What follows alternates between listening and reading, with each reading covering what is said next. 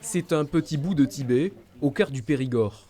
Dakpo Kagyoling, un centre d'études et de pratique du bouddhisme qui, chaque année, ouvre ses portes aux curieux et accueille les questions des visiteurs. Une des questions récurrentes qu'on entend, c'est pourquoi autant de Bouddhas sur les murs? Il y a une réponse qui est très simple, c'est de la décoration. Mais dans le bouddhisme tibétain, il y a beaucoup d'imagerie.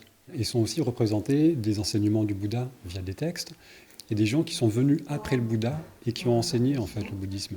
Habité au quotidien par une petite communauté de pratiquants, le centre organise chaque année une centaine de stages. Parmi les disciplines explorées, la méditation, activité dont l'objet dépasse la pratique cultuelle. Nous avons un esprit détendu, grand ouvert.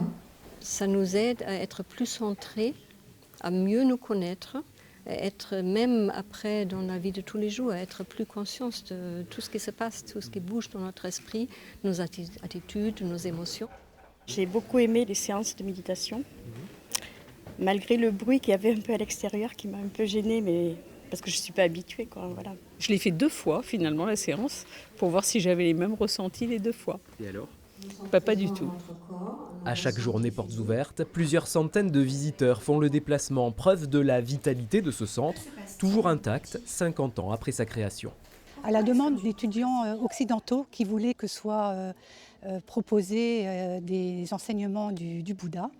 Donc le 16e Galwa Karmapa est venu ici en Europe et il lui a été offert un corps de ferme et un terrain pour qu'il puisse y développer un centre du Dharma. Une propriété, aujourd'hui devenue un centre incontournable en Europe.